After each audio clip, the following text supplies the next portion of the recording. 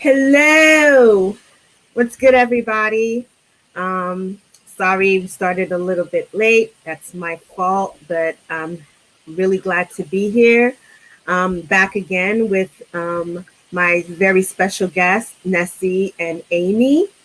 Um, I think AK may jump in a little bit later, but we're going to go ahead and start with our final thoughts for the last 4 episodes of Blood of Zeus.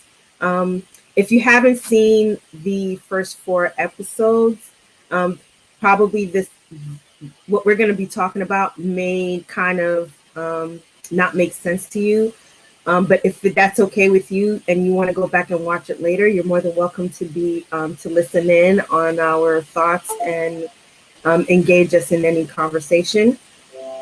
And I also want to say that the rest of this story is still about how hoeing goes wrong.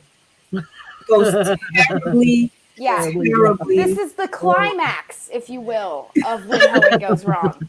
So, like, yeah, yeah, things are definitely popping off. You know, it was like a bad episode of Cheaters. Yeah. Yeah. The end of this really made me think like this is between a married couple, 2 people, and if they just sat down and worked their shit out, none of this would have happened. Exactly. Communication, people, it is important in a relationship. Yeah, all this could have been avoided if, they obviously did not take the time to learn each other's love languages. Exactly. No.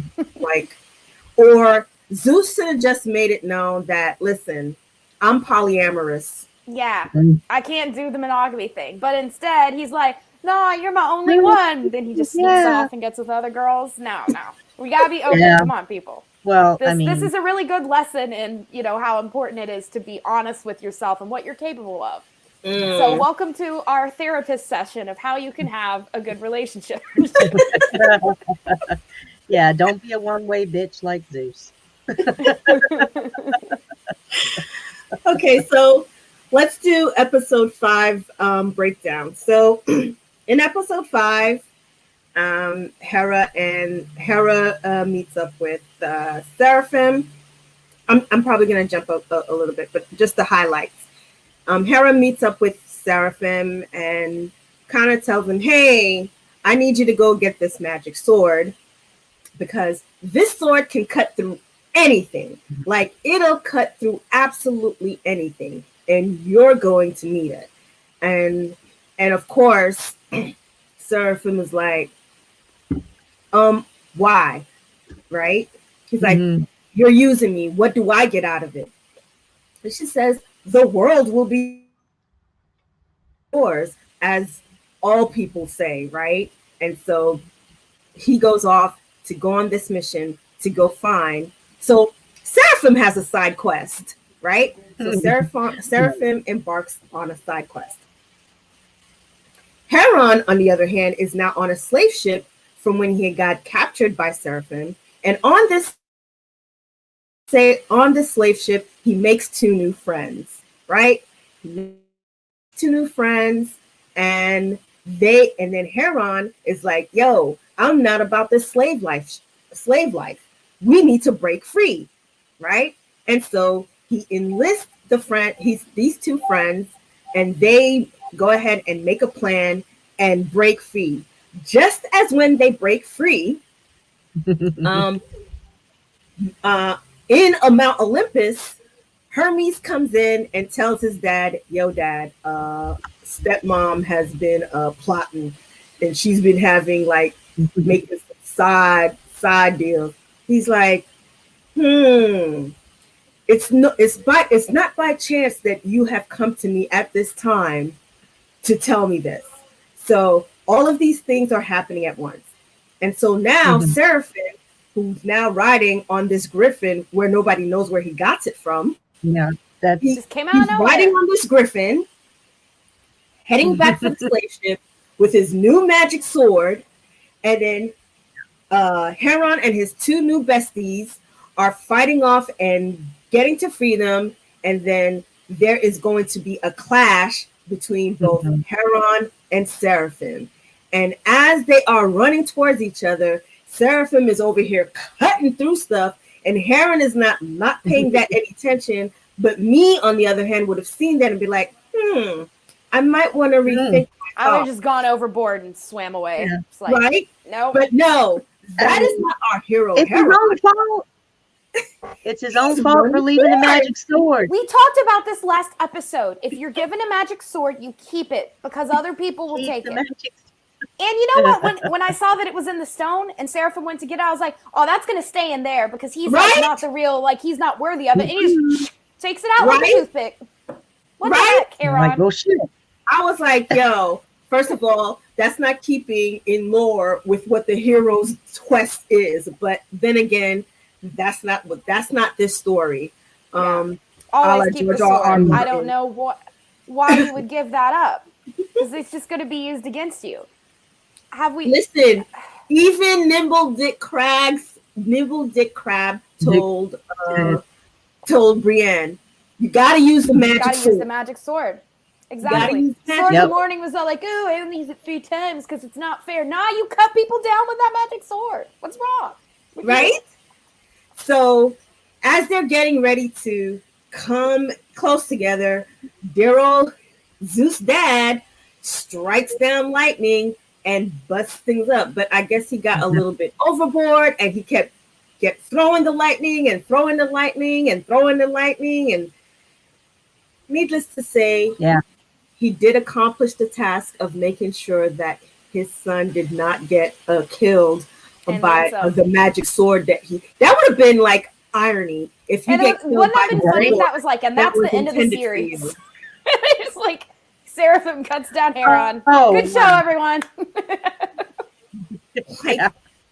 Also, I have to say, this actually reminded me of what Nessie talked about yesterday on her channel with Dan of Voice of Geekdom, where they talked about the Monty Python's Holy Grail, and Lancelot just kept getting like out of hand, just killing everyone. He's like, I'm sorry, I got carried away. And that totally reminds me of Zeus. He's like, boom, boom, boom. And he looks around and all the gods are looking at him and he's like, oh shit, I went too far, didn't I? Right? But then again, he went against the rules, right? Yeah. He involved himself in human matters. Yeah. And that went against the rules. And so that is for Hera, that's a win, right? Because now the majority of the gods now start to side with her. And then now Poseidon, and then there's this thing between him and Poseidon, his brother, and he tells that he tells Poseidon only a fool would trust Hera, and Poseidon retorts back, only a fool would make her angry, which is true. I mean, they both have a point. Yeah. But I guess he would rather be closer to the enemy that he knows. Like, better the devil that you know than the one that you don't, right? Yeah. Or keep your enemies close. So, meanwhile, we have Alexia. Now, Alexia is on her side quest, right? Because now she has to go and figure out who she can go to read, to get this map that she has read. And so she goes to her mentor, Chiron, right? And Chiron happens to be a centaur. At least that's how I interpret him, the character, to be a centaur. And so, but unfortunately for poor Alexia, he betrays her to Seraphim. And it was a choice of whether it would have been his people or giving up the map. But in that, he was able to make a copy of the map while he was trying to save her. So I guess it's like it's like a I did a bad thing, but I'm gonna do this other thing to kind of make up for the fact that I had to do this bad thing and stab a trusted friend in the back. And so that's what he did. And so there's the betrayal, and then and now Seraphim now has to so now Seraphim asks for him to turn Alexia over. And of course, as far as the original deal that was made, they, she wasn't supposed to be part of the deal. And then so of course Seraphim now, moves the goalpost and said, well, it's either her or your people. And so she says, listen, it's all good. Like she understood. She said it's all good, but plot armor. Plot armor. It wasn't meant to last. It wasn't meant for Alexia to stay within Seraphim's grasp for too long. So he does make off with her. So, Nessie, I'll start with you with respect to this episode. So, the whole thing of the god of Zeus making weapons, or making this particular weapon, it kind of brings me back to kind of like Clash of the Titans when he makes the special weapons for Perseus when he's going on his quest to be able to defeat the Kraken, but he has to go and get to Medusa. Talk to us a little bit about how that kind of plays into Zeus's constant, even though he knows he makes these demigods, right? And he knows that at some point these demigods are going to have to face the wrath of Hera. And so in his own way, as a way of trying to, I guess, help without being seen. He always sends them out into the world if he can with some type of magical weapon. Like Perseus, he got the magic shield that, could reflect Medusa's gaze back. They always get like a mentor figure to help train them. And then they go on their side quests to win glory and whatever, and either defeat whatever monsters out there or, take over a rival kingdom or just, show their valor, so to speak. And then, like, if they make a big enough scene, then they get to go to Olympus and become like a demigod. Like Hercules, he got to go to Olympus. So if you're great enough and you have adventures that are of such renown, then you can win your place on Olympus. So in this manner, this is how Zeus is kind of like, they put them to the test. If they pass the test, then they can ascend. So it's quite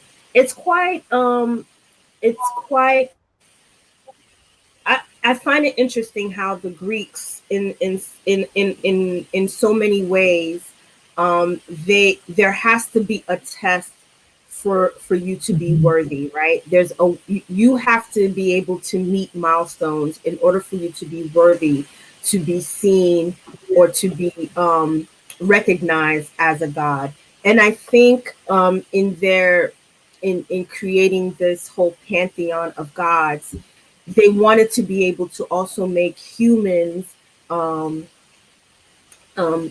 wanted to have humans that also had godlike features to kind of give them some sort of to kind of make the connection a little bit, I don't know what word I'm looking for, but it's for them to have a closer connection. And so they create these stories of demigods being born and created, where you have a half god, half human, but there are being a demigod isn't all that it's cracked up to be, because you still have to suffer the same as humans do. Like, you still have the same frailties and the same weaknesses that humans do, but you still have enough strength of the gods to be able to overcome those weaknesses. And once you've accomplished whatever trial or whatever challenge or whatever obstacle that is placed on you, you will then be awarded with becoming a full god and being placed within the pantheon with other gods. And I find it interesting that this is something that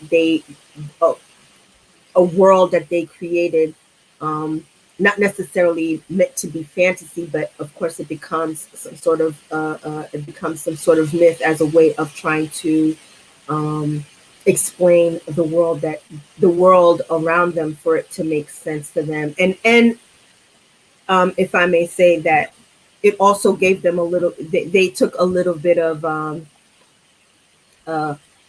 leeway. Like they decided, okay, well, we'll take some liberties with the whole aspect of the god mythology, and so that we can weave ourselves into it, so that we too can live on in memory, so to speak.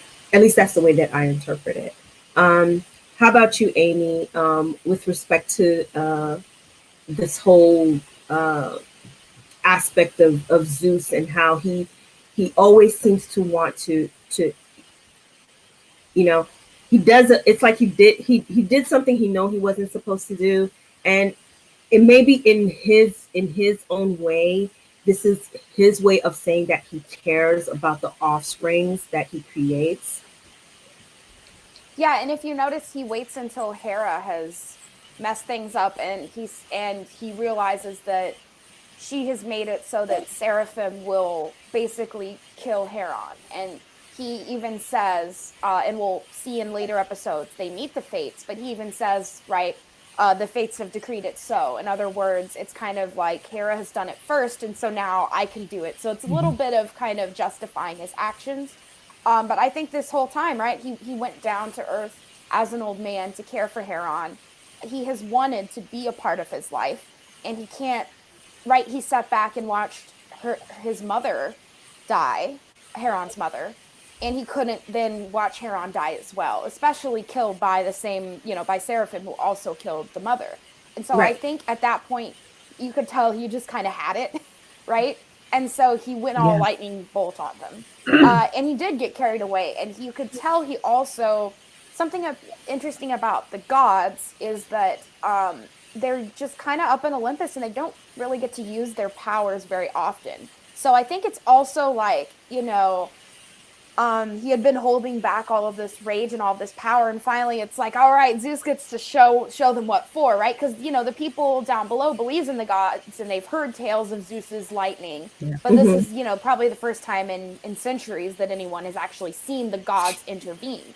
So I think that he also just got a little intoxicated by his own power, which he had kind of forgotten what it felt like. Because he's always shape-shifting, and he'll make his eyes glow when he's making people being like intimidating, but he like throwing lightning bolt after lightning bolt down to Earth, he hasn't done that forever. And so he was really, I think, enjoying the feeling of being like a full-on god again.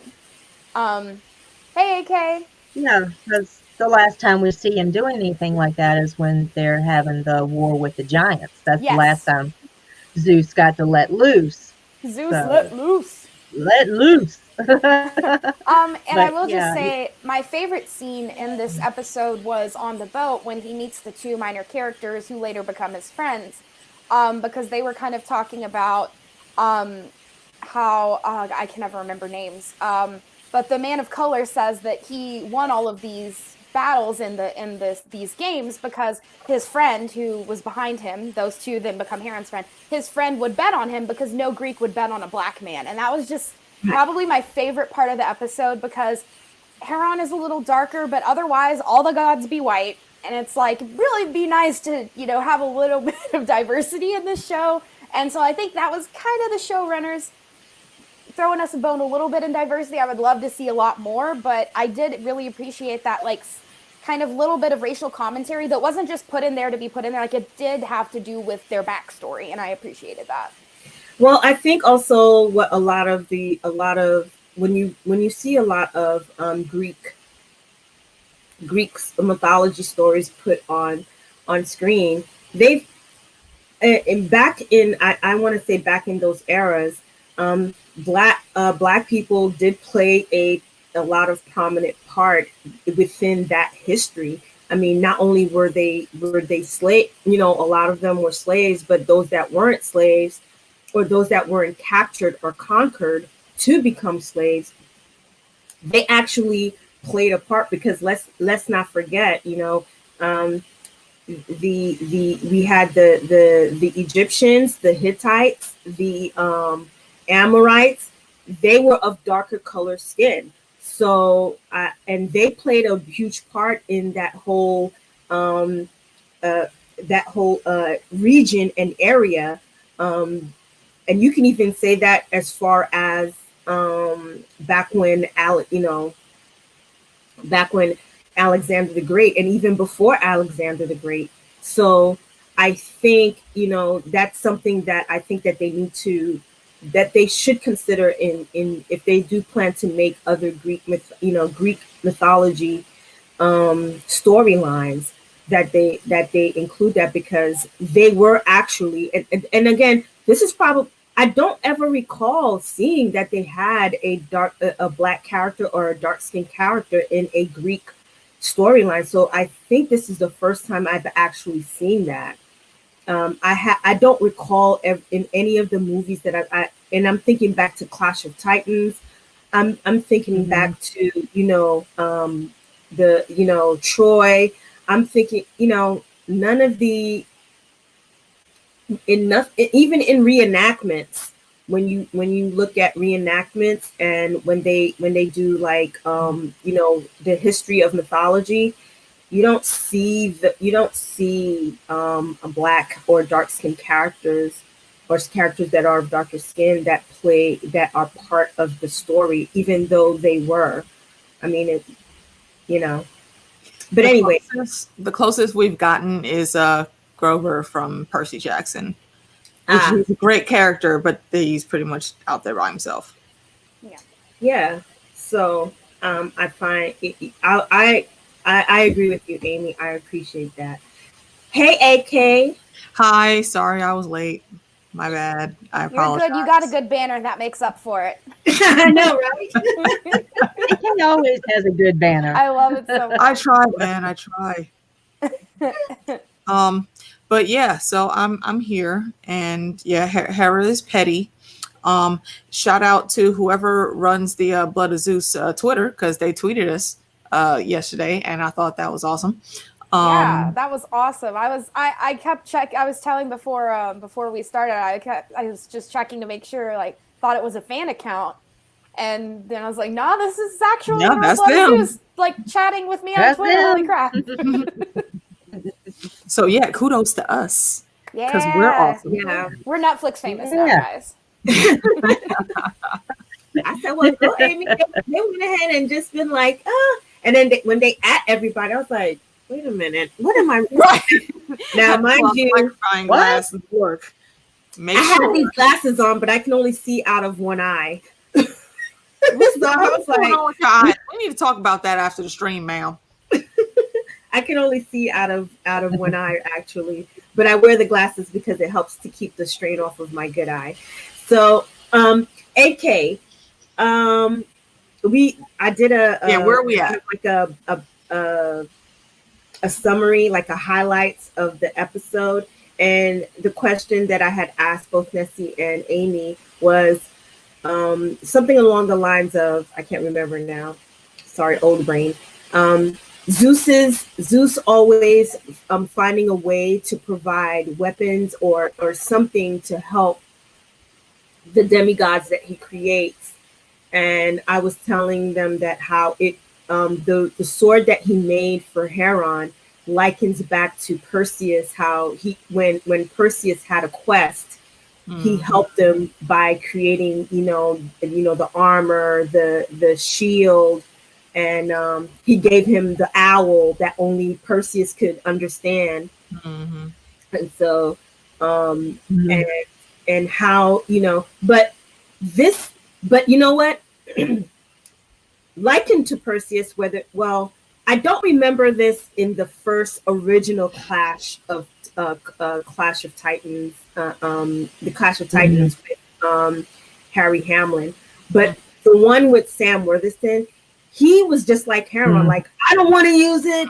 I want to do this as a man. Another idiot giving up a Like, badass sword. Right? Always keep Right? We were the just sword. talking about You that. can be as mad as you want, but keep the freaking swords. What's wrong with y'all? Doesn't make any sense. like, and then Mads Mikkelsen's character was like, this dummy, listen. He was looking at him the whole time like, do you know what I would do if I could with this? Yeah. Like, Yeah, I want to he do this hated as the a guy. man. But even he was like, bruh, it's a sword from Zeus. What are you talking about?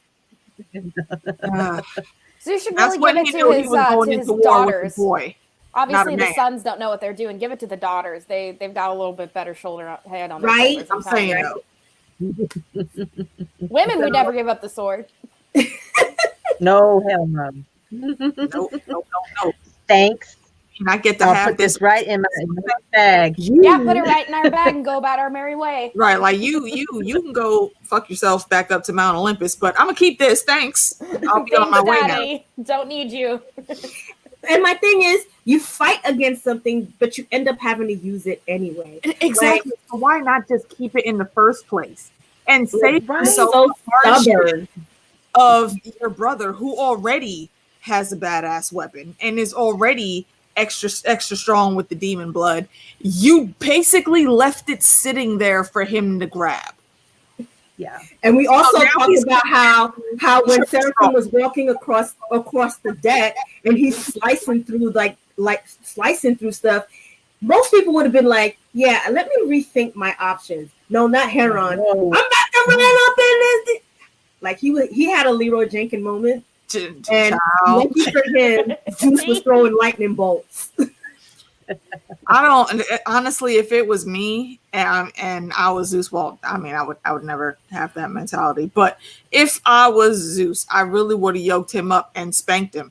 I'm sorry. You want to be upset and have all your little teenage angst and whatnot? Okay, that's fine. But right now, here's the situation. Here are the options. How are you going to handle that? You're going to go be the little emo kid on the ship again? Mm-hmm. Well, what are we doing here? Are you trying to actually get to the end goal, avenge your mom, or are you going to sit here crying? After saving humanity, you can have your tantrum. Seriously, be mad at me when we're done, okay? Yeah, right now we have work to do. Just absurd. What's going on, Cookie Monster? Just before I get to episode 6, I didn't say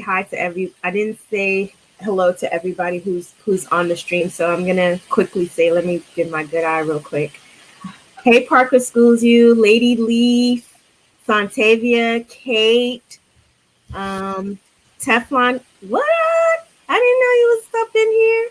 Hey, Jake. Tony always out there lurking. I was about to say, hey, Amy. I'm like, duh, Martha. Wait. On there. Hey, Jolie, my big sis is in the chat too. Hi, Not Jolie. literal big sis. She's my sister from another mister. Hey, Alan, Cookie Monster. Hey, Pink Diamond.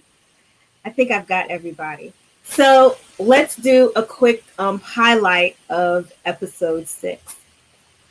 So after Zeus does all of this, and then the gods go off in their way, Zeus appears to Heron, right?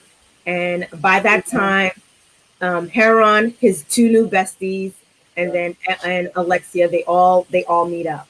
And so now they're saying, listen, we got a fight that's getting ready to come, and we all need to get ready. And so they each have their own side quests. And so so now Heron has to go to Mount Olympus to get trained. Mm-hmm. And he gets is it a Pegasus? He gets his little Pegasus. He even gets a damn flying horse. Everybody gets a Pegasus. But he didn't throw the flying horse into a rock. I mean, keep the magical things. I know, right? He gets a Pegasus, and they make it to Mount Olympus, and now he's about to go get trained. And of course, emo Heron, Motherless, friendless, and damned. Meanwhile, Heron is getting his behind handed to him because he likes to do Leroy Jenkins moves, and everybody and his father's trying to tell him, listen, you need to just like, can you strategize? Do you just run at everything? Like, do you just run at everything? No, Like, I don't have to listen to you, Dad. I'm going to do my own. Just Naruto run right on up on him and then get got smacked back Right? Exactly. Every single time. It was like a fly just being swatted away. Oh my gosh, he actually reminds me so much of Naruto. I'm sorry, we can Yes. talk about anime later, but it's that classic anime protagonist who's so stubborn and you want to just punch in the face, and there's always smarter women around him, and it's like, can we just have a show about Alexia? Anyway, we'll get to that later. Right? And so that is, so now we know where Heron. So now to meet up with Alexia and the training other montage. two dudes, Yes, the classic training montage. they're getting ready to go on their side quest, and lo and behold, they meet up with Chiron, right? And so Chiron gives them a copy of the map, and they're trying to figure out how they're going to get to Melodona in order to be able to destroy the remains of these giants. And so Melodona tells them that there is a path that they have to go through, but of course, it's a dangerous path, right? Because what would a side quest be without a dangerous path, right? And so they get to the what looked like the marshlands. It's the Valley of Death, right? Of course, it's the Valley of Death, and it's surrounded by all this mist. I love it so much. The quest of finding the thing in the mist.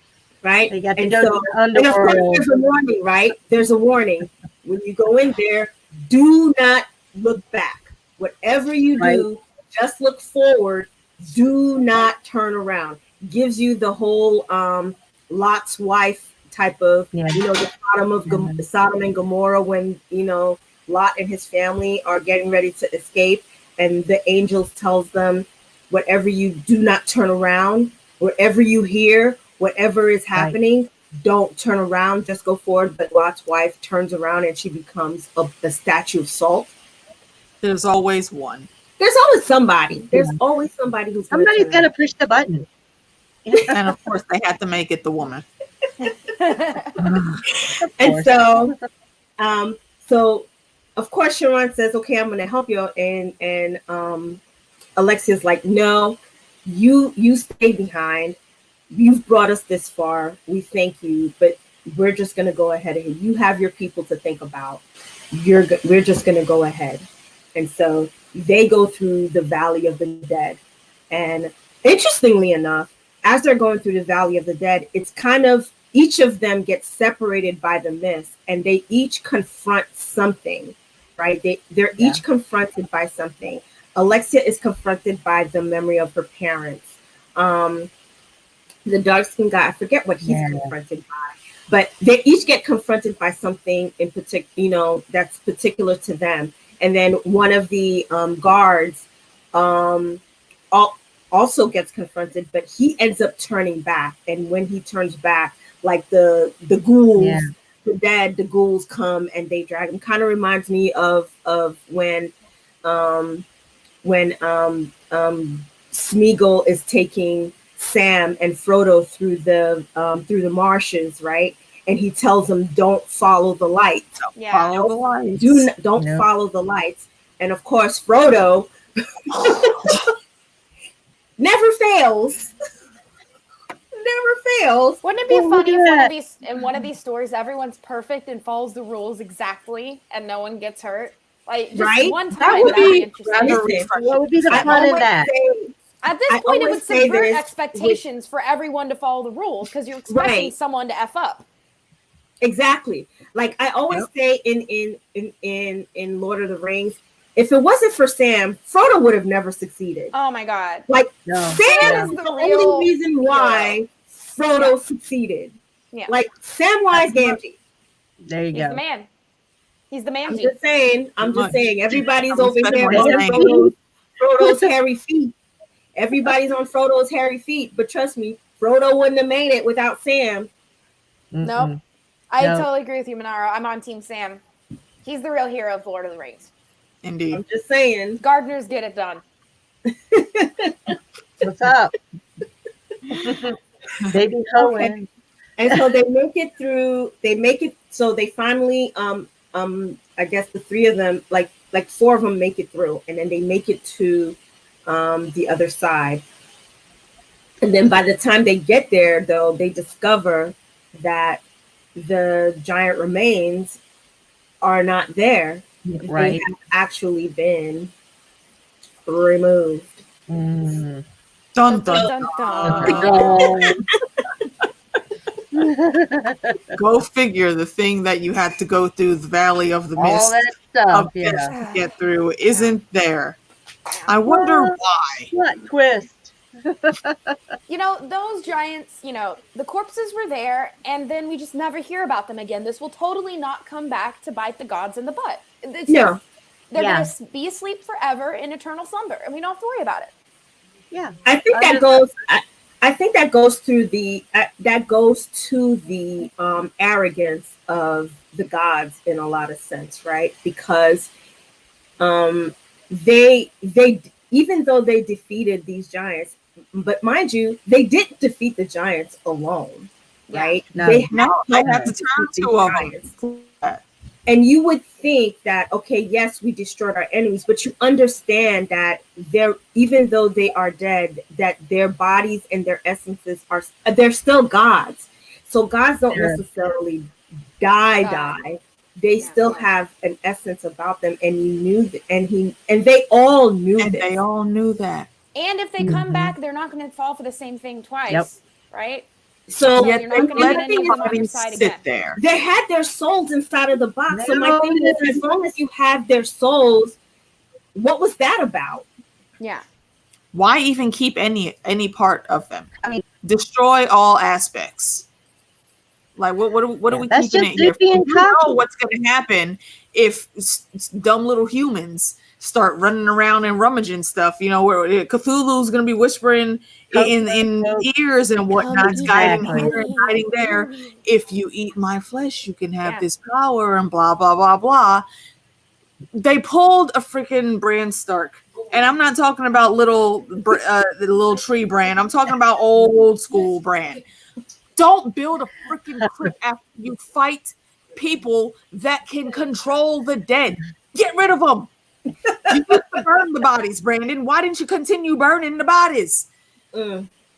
Burn the freaking giants, and then you wouldn't have had this issue. Like the gods created it for themselves. Then wanted to come around and talk about, oh well, you know, if we intervene in the affairs of men, then you know they'll always need us to intervene. They have to grow and learn to be stronger. Excuse me, why? Just stop the madness. I mean, I think it's their arrogance. Their arrogance is what led it to is. that. It's the arrogance of the gods. They were Zeus was being cocky. He was like, we'll just put him to sleep, you know. Hey, we defeated him one time. If I need to like pull one out of the closet and use it for something else, you know, and then put it back, like never waste a weapon that you could use. So he was planning like you know, that was his arsenal if he ever had to, you know, come up against something. It just so happened Hera beat him to the punch this time because he was distracted, you know. So she went and she got the goal first. They both knew it was there, but Zeus being Zeus wasn't paying attention to things of being king of the gods. He was too concerned with things of what's going on Earth. So, you know, he wasn't handling his business. He should know. One thing I found interesting about this episode was Alexia's like parent issues. I hope that, because we have been confirmed by the show writers that commented on our little Twitter thread, is that it has been renewed for second season. So I'm hoping we get a little bit more about Alexia's backstory, because boy did they tease us in this episode. Right? The dad was like, what was like, you killed her or something, like you're responsible for her death. Yeah. Did I remember that right? Yeah. Yeah. So I assume he's talking about the mom, if he didn't just cut right out and say her mom. I don't know. But we definitely know she's got some mommy and daddy issues. And so I'm really interested in like how that's going to bear out because she seems like a very strong person, and that was the only time where she seemed to waver for a second. And then she literally stabbed this thing that was in the shape of her dad. So like she's got some stuff going on there. You got some daddy issues. Mm-hmm. Why do all these young people have daddy issues in these damn stories? I mean, Well, you can't have a every last one of childhood in these stories. That's their dad. I also, if we were to do feminist analysis, it's also interesting. She stabs him. It's a very phallic symbol being used against your father. If Freud were here and alive, he'd be having a field day with this show. right? But then in continuing with the daddy issues, during the time that Heron spends up in Olympus with Zeus, you could see the conflict that exists between the both of them, because Zeus is trying to get Heron ready, and he's, I guess this is his moment of trying to be fatherly, but he doesn't know how to be a dad because his dad tried to eat him. Actually, his brothers and sisters, and then he had to role model. Yeah, he gave his backstory in this. This is the episode where he did that, right? Yeah, where he said, "Look, I didn't know. I didn't know. Never knew my father. When I did, I had to kill him." It's like very classic, right? And so, but he does recognize that the anger that Heron is holding on to is what's going to be his downfall. Like he tells him point blank, listen, you have to let go of your anger. If you don't let go of your anger, it's gonna blind you, and you're not gonna be able to do what you need to do, which is true. Like he was very angry, and he had reason to be, right? His whole world got turned upside down in a matter of days, right? His mother gets killed. He finds out that he is the son of a god.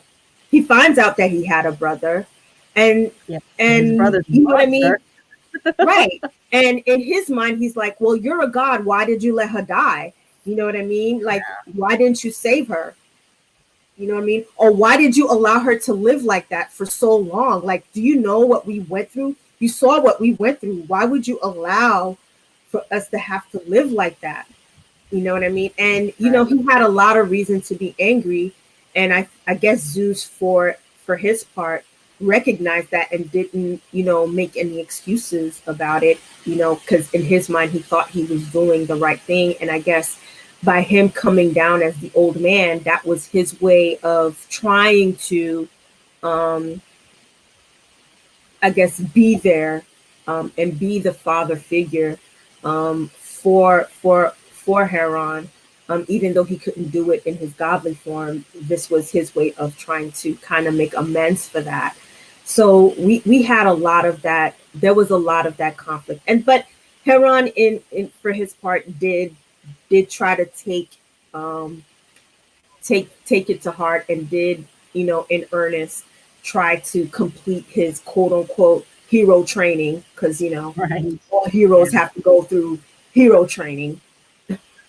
Yeah, and you gotta go through hero school, and if you don't pass, then you can't go to the big war. Yeah. And basically, it was just practice self-control, dude.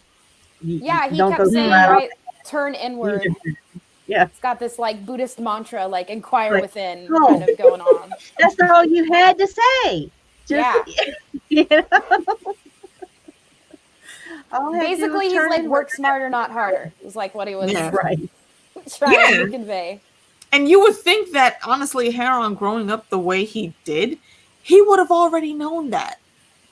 To work smarter, not harder. Like, bro, you literally came up, damn near and flea bottom, bro. What are you doing? Y'all supposed to know all the shortcuts. Like, all the alley deals and dealings and whatnots. What are you doing?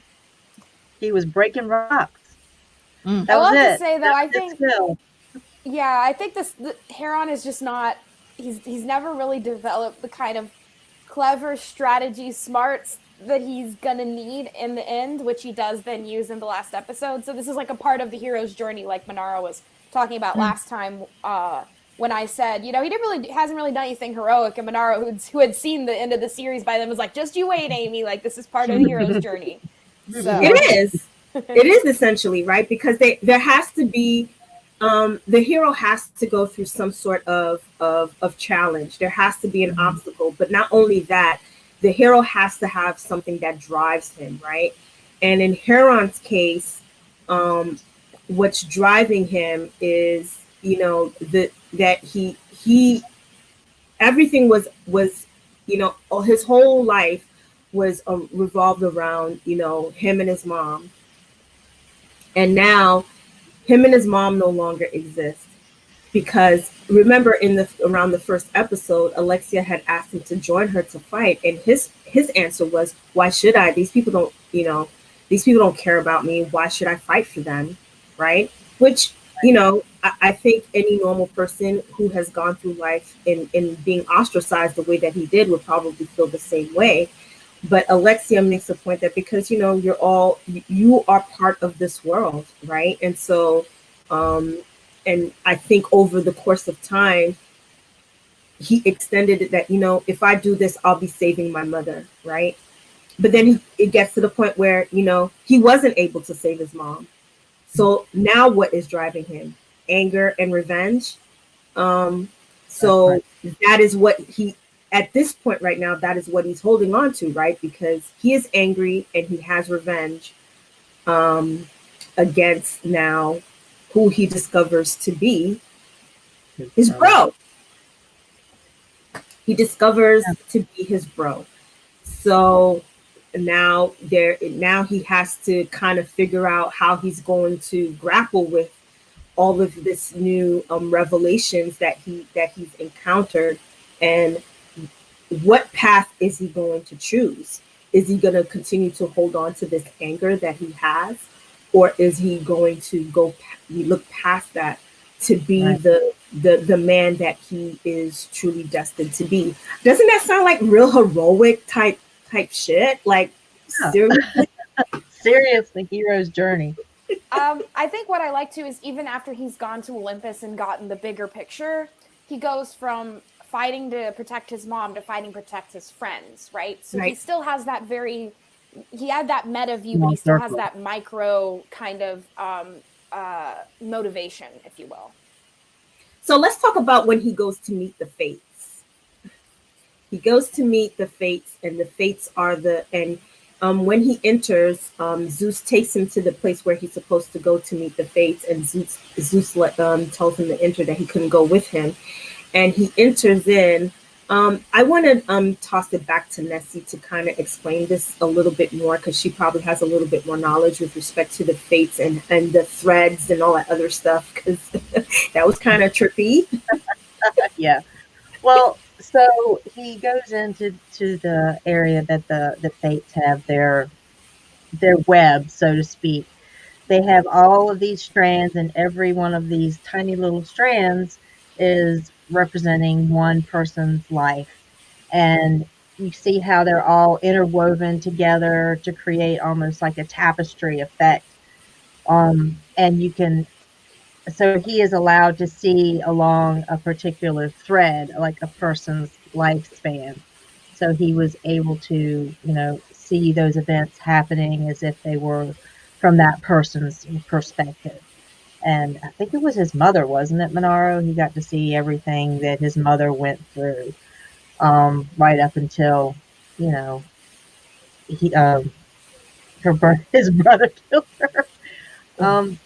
Yeah, and so, you know, he got to feel what she felt and how, you know, anguish. She knew that, you know, her being killed by her own son is, you know, yeah. So that's what it was. And the three Fates, they weave everybody's life. Each one of them has a purpose. One creates the thread out of chaos and weaves it into creation, and then it's measured. That's the length of their lifespan, and then it's cut at the end and woven into the rest of the pattern. So that's pretty much the three Fates. And I found it quite interesting how they were in different stages of age. You had one that was very old, and one that was, you know, I guess young age, and then one that was very, very young. And how they each depicted a particular stage of life. Right. from And the that, young to the very old. yeah, and that corresponded to what part they played in the creation of the web of fate. Like the younger one is the one who would gather like birth the person into, with the thread of fate. She created the thread. She gathered it together, and then they started to spin it. So she would give birth to that person, and then the one in the middle, the middle-aged one or the motherly one, would stretch the skein, so she would be there to like shape how their life was, how the experiences that they would have. And then the older one was the one who would cut the thread, and that would be the end of the person's life. She decided at what point the thread would be cut. So that's how we have the different the fates are like one being, but they have three aspects, and they'll see them in three different forms like this. Like you said, Monaro, just representing all of the stages of life. It kind of also, again, it's another throwback to Clash of Titans when they go to get the answers from the three crones that have the one eye. Right? Yeah, right.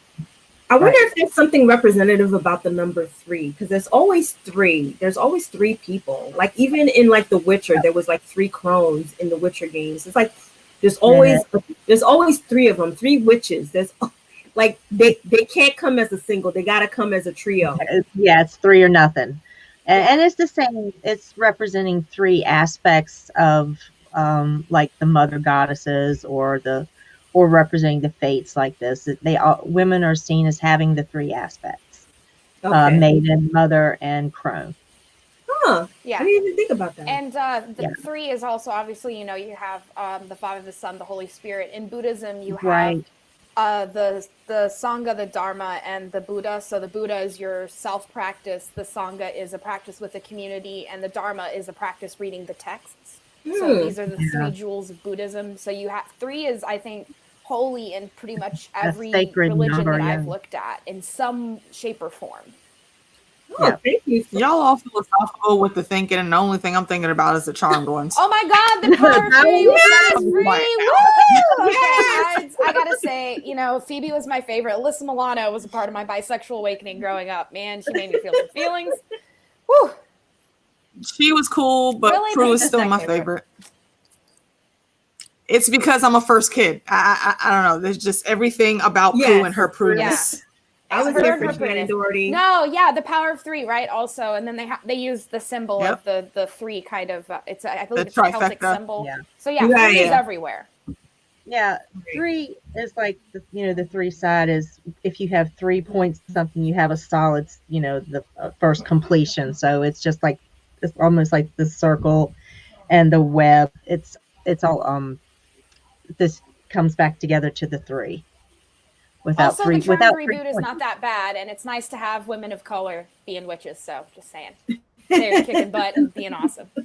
Speaking of black women being witches, again, just shout out to Angela Bassett for playing the badass Maria Laveau on American Horror Story. I just want to point that out. Love it. So now that he's armed with what he needs to do, they tell him that the fate is in his hand, because even though he's seen certain things, it doesn't mean that it's necessarily set in stone, that there is still time for the outcomes to change.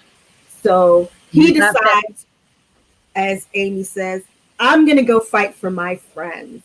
And so now empowered with a new sense of purpose, our hero emerges from and says, I'm ready. I love how the fates, though, when he is like, are my friends going to die? And they're like, the future is up in the air. It's like, you know it is. You're just being coy. I feel like one of them should have just pulled out a magic 8-ball. Like, here, consult this. The answer is unclear. If you don't like the answer, they try again. But they understand that it's tied to this little dude. Because if the giants come out and starts destroying crap, they will suffer also. So everybody is kind of like urging this little dude to do the hero thing and like we gotta help you, but we can't help you because the honest truth is we're really not supposed to interfere with the humans, but there's nothing that says that we can't give you some hints along the way. Yeah. Right? We can give you hints, we can give you special weapons, we can say, hey, go that way, look behind the rock and spin the stone 3 times to the left. Right. But we can't jump in a fight with you. Which is it's really interesting how even though there's the whole thing about the gods are not supposed to interfere with the fate of humans, they can't help themselves because they really don't have anything else to do. They're bored. Yeah, that's why I said when he was like going with the lightning bolts, they're just up there in Olympus, just being like, do do do do do. There's nothing to do.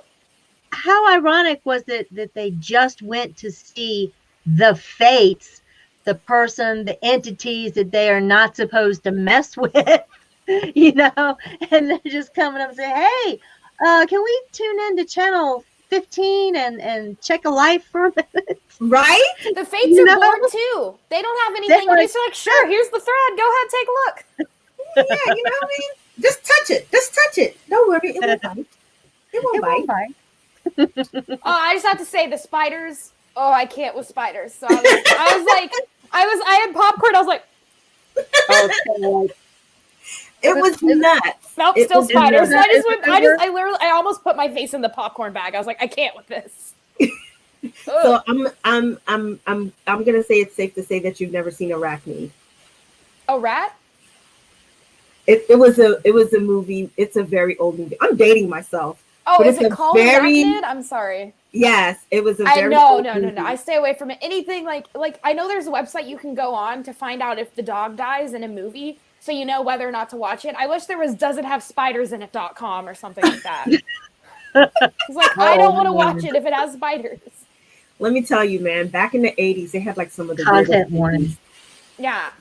Some of the weirdest. I use doesthedogdie.com like a lot because it really hurts me when dogs die. When people die, it is sad too, I guess. But when the dogs die, I think it's a lot harder to watch an animal die than it is to watch a human. I don't know why that is. That's like kind of a weird thing to say, but that's neither here or there. So we get to episode 7. The highlights for episode 7 is so Zeus. Hera goes to meet up with Seraphim, and he gives her the box, and at the same time, Zeus had sent Hermes on a mission to follow Hera, right? And so he follows her around, but conveniently he leaves like tracks on the sand. You're like, Hermes, dude, you don't have to walk. And we never did that before, right? Where's this little flying? You got wings on your shoes, my guy. So how? I mean, I feel bad for him because holy crap, he got. But it didn't have to be that way. She couldn't see the air moving. Why were you walking? Of all times for you to not test out your feet.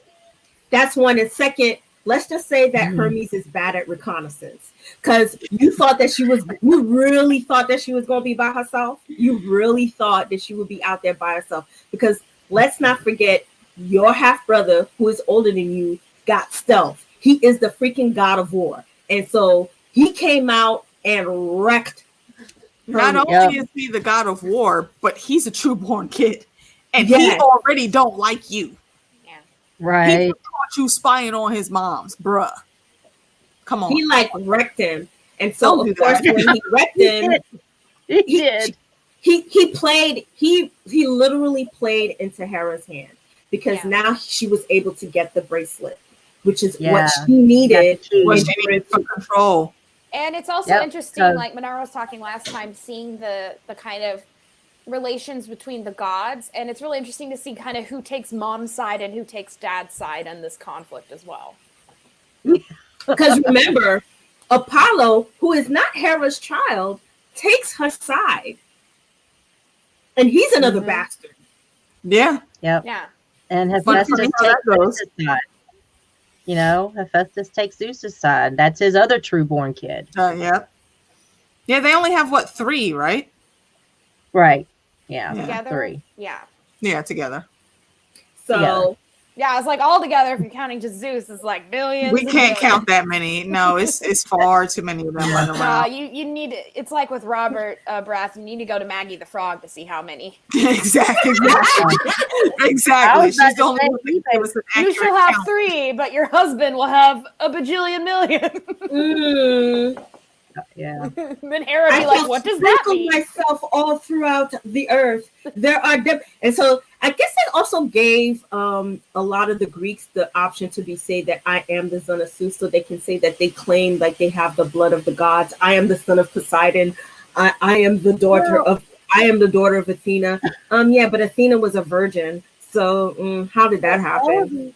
All of these cities are founded by like somebody who's got a demigod bloodline in them anyway, so they're using this connection to the gods in many ways, like their fiat to rule the city, or their descendants can rule that city. They always trace it back to the founding by some, with some god and some queen or whatever hooked up, and they founded the city. So there's always that connection to the gods as giving the kings the divine right to rule. They're mandated them. And so after that happens, we find Hermes got knocked the F out and is left to lay there. Left to lay there on the beach. Out. He did. He got wrecked. 0 hit points at that point. At that time, he straight got wrecked. And so he missed all his saving. He failed all his saving throws too. Woo, he was right. out. And so we head back to Mount Olympus, and Zeus and Heron are like talking on the balcony, and then we see Hermes coming up, and I'm like, wait a minute, didn't you just get wrecked? Of course, I was kind of slow to that. I was like, wait a minute, didn't you just get wrecked on the beach? And then all of a sudden, he's like, I have news for you. And then all of a sudden, his face just gets distorted, and he whips out a knife and like stabs Zeus. Yeah. Zeus got shake. Yeah, that was like Hera sends her guards, kind of. Yo, not great. That was like the hugest sneak attack ever. Like she shaked the heck out of Zeus. Like shake. RKO out of nowhere. Also, you can just stab gods. Like I thought that, like Well, I guess because she's a god, I guess she has the power to inflict pain on another god. I'm sure that weapon she had probably was made by Hephaestus. That's true. Yeah. That's true. So it was that was like real like crazy. And of course he heals himself, whatnot, because I guess he had the ability to be able to, but he was like, I thought he was gonna bleed out. I was like, damn, I thought he was gonna go out. I love when he's like, let me dramatically bleed out for 5 minutes and then shock myself to cauterize the wound. You know what I'm saying? Like, and then all of a sudden, you're God. Get your shit together, Zeus. And then all of a sudden, Heron realizes he has a dad. It's like, no. I was like, I've been like, I think probably Zeus, that's why he did that on purpose and just laid there. He just probably wanted to see, I wonder if he's going to say anything. Let me just say it. Just like close his eyes and listen to see like what his kids really think about him as he dies. Like, oh, okay. Oh my God. That is such a Trump move. It totally is. So he heals himself, right? And then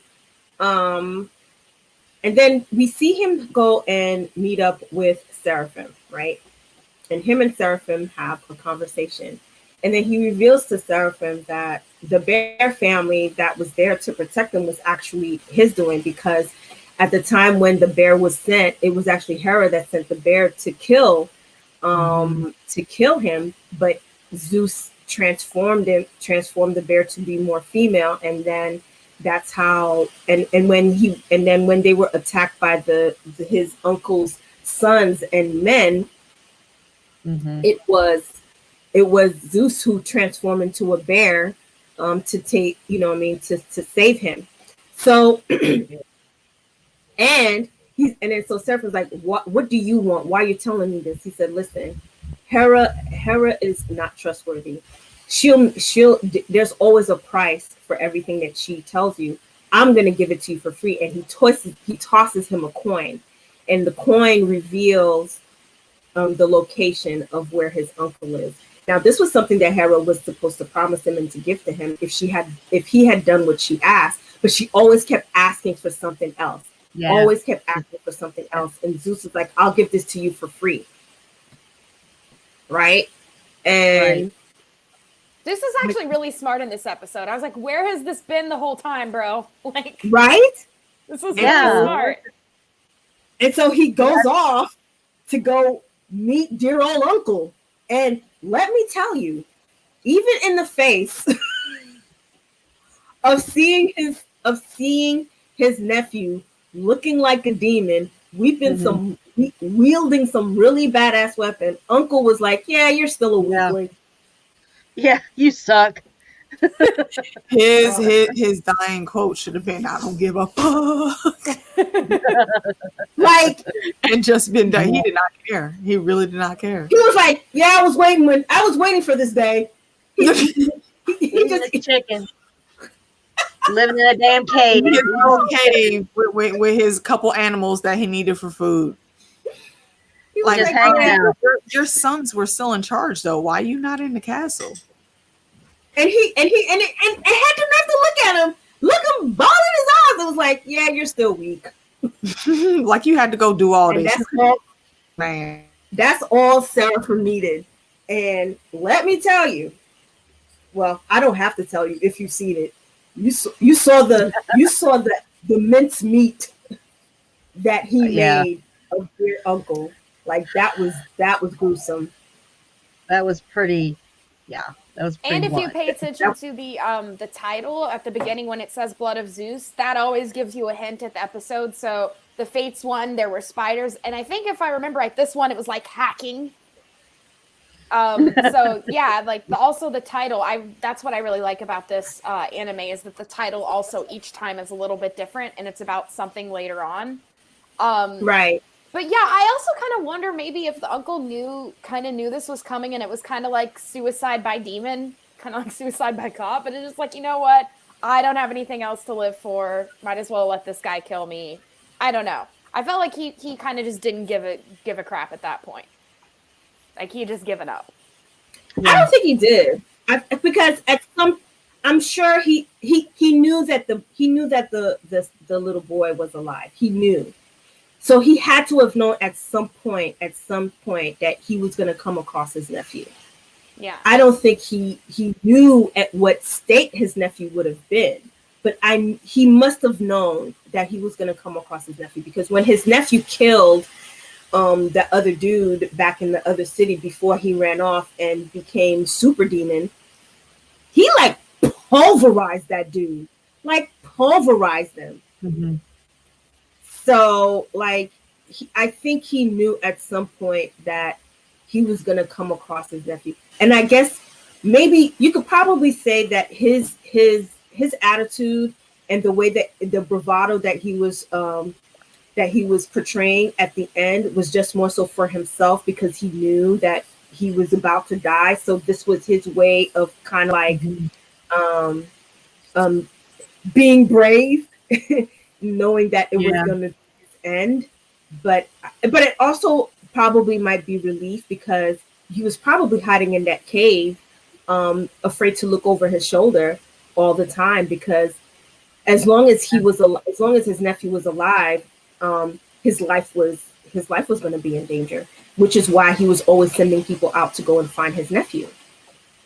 So I think it was also probably relief. What he probably didn't know was the manner in which his nephew probably would have killed him. He probably didn't think that his nephew was going to be that savage. But well, he had anger issues. Like he straight cut his fingers off and like his meat fell. He was like, "Yo!" Like the shock in his face, like got his face first. Yeah, I think he just thought he'd get a stab to the heart or something. Right. That was butchery. Mm-mm.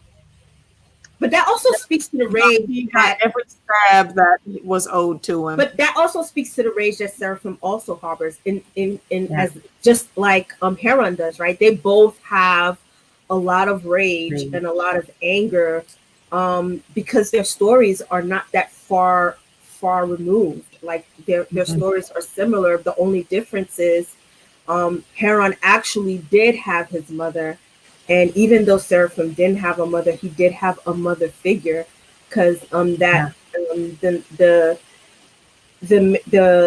maid took care of him and loved him and cared for him like she was, her son.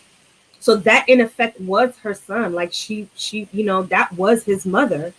And so he also had better control over his rage. Heron didn't learn that.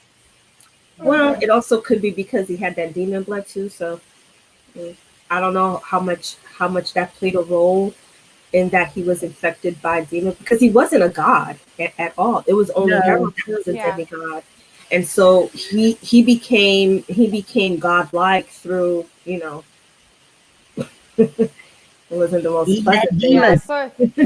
Sort of demon is nice. I think what I like also about this is we learned that we were talking about this last time. Zeus, it looked like Zeus just kind of was like, that's not my kid later. But then when we find out that, the bears, which I thought was a little weird, that this bear was like, suck from my teeth. It's like, what is happening? Like, that was obviously divine intervention, and I totally get it now. Right. But it's like, okay, so Zeus was looking after Seraphim, and that makes me feel a little bit better. Honestly, the last 2 episodes, I start liking Zeus. You do. He starts like being a little bit more self-reflective, and we start also to find out that he didn't just abandon Seraphim. He made these bears take care of him and everything. And so it's like, Zeus, make the animals help the people. Why are you going down there and impregnating them? There's a way to intervene that is less crazy than you going and sticking it in everyone. He still don't get a pass. No. I think he doesn't get a pass, but I did feel for him in the last 2 episodes, I will say. He's still a hoe, don't get me wrong, AK. But I felt for him in the last 2 episodes. I think this was his way. I think this was also kind of like a redemption arc. Also, that was his redemption arc as much as it was Heron's hero arc, right? You have one that was considered a hero for so long, but, he kind of became arrogant and complacent. And I think Heron was his relationship to Heron and to Heron's mom kind of probably what needed, and the conflict that they now find themselves in kind of needed to occur for him to really reevaluate who he was as a god and what his position was and what his place was. And I think he took care of Seraphim out of his love for the mom. You know what I mean? Because I do believe that he did sincerely love and care for her, especially over time, because he was able to watch Heron grow and take it. But albeit it wasn't in the best circumstance, and he didn't really do right by her the way that he should have. But also in the same regard, he knew how much it hurt her to have to leave her other son behind. So I guess this was his way of trying to make sure that her other son was okay. But I don't understand why he didn't just. He could have went back and got him. He could have got the son. He could have always taken the son. Him to the cave. You know what I mean? Or he could have brought them over to. I mean, like, he could have reunited them. I don't understand why that never happened. But then again, the gods are not meant for us to understand anyway. Like, they just do whatever they want to do. Right. I mean, he could have brought his mom. I mean, he adopted and everything. They could have been a little happy family there in the hut. Exactly. I think he was afraid the uncle was going to find them and, take Seraphim and kill the mom and Heron. He just wasn't afraid of no human. Come on. But he was there. Like, he was there as the old man, and he could have any time like transformed or made something happen. You know what I mean? Yeah. But I guess we wouldn't have had this story if that's how it happened. Oh, right. If the Heron Zeus just would have worked out their shit in the beginning, we wouldn't have any of this show. Yeah, you're right. And so now we get Hera, who kind of likes like, okay, now she's got the Pandora's. I call it the Pandora's box. She's got the Pandora box. She's got the ability to gauntlet, the click. Right. She's got everything. She's got the armies that she has, and now Zeus is now preparing also for battle. And so now that leads us up to the last episode. And so now Hera is meeting with these gods, right? And with the giants. And so she releases their soul back to them. And so when she releases all their souls, of course they emerge from the waters and from the depths. Very Cthulhu-like. And so right? And at the same time, you get Poseidon who crawls back to Mount Olympus. He's like, oh my God, he just comes out of the water like a creep and then's like, oh, I go back down now. Right. What the heck, Poseidon? Where you been, bro? He came back up in time to dolphins, hear, you know, Hera giving away his land, and that's why. Right. And Zeus calls him out on it too. Zeus. It's like, Zeus, we gotta do something about Hera, yo. And Zeus is like, they promised you the seed. They promised. She promised them the seed, didn't she? And Poseidon's like, I don't know, I'm here, ain't I? Like, with this trident, like, come on, Poseidon, better late than never, but dude. And that's always how he is too. He's petty. He's the middle child, little boy. The pettiness really runs in the family. Yeah, it really does. It really does. So he is the freaking Stannis. Poseidon is Stannis of that family. Nobody ever loved me. Nobody loves me. I'm gonna go. My older brother made fun of my hawk. Called it my proud wing. Right? Right. Proud wing. Proud wing. Oh my goodness gracious! Listen, we need to listen. I know this is. Can we do a comparison? This might trigger. A side note, this is probably going to trigger a lot of people, but I would really love to do a Stannis episode, and I have no problem trolling. Acme Stannerman, I'm ready for it. Yes, I would love to do a whole Stannis episode because I know Stannis happens to be the favorite of. Like, I like him. Like, I really like him. I like his dry sense of humor because he really does have a very dry sense of humor, which I absolutely love. But I also love trolling him because he makes it so darn easy. Like, the material writes itself. The material writes itself. But that's just a side note. I have to say, though, I am like him, though. I really, the less versus fewer. You know, I don't want to be an elitist about grammar, but that just boils my potatoes. I can't stand that. I love it. I made that up. I don't even think that's a saying. All right, back to Zeus and his hoeing. So does that make Renly Hades? Oh my God! Well, I mean, I don't know. We see Hades in the end. Poseidon is literally the middle sun. Yes. You know, Zeus is high, Hades is down there. He's the ocean. We've got the 3 levels. And you know, we see Hades at the very end of the last episode, and he looks like he has some charisma. Maybe, you know what? Maybe if he were carrying a peach, it'd be like, hey, he's Ridley. Yeah. Hey. Oh my God! And I want to see how petty he can get in the next. I want to see the pettiness of everyone. Just put it out on the table. Oh, maybe they'll do like Persephone or something like that, like a take on that. That would be great because we have to see what happens to Seraphim. See, and that's the in Hades now. Yes. So okay, before we even get there, okay, so all right, so now everybody got their positions, right, and so they're getting ready to go to war, right, and so now this big war is getting ready to ensue. Zeus got his lightning together.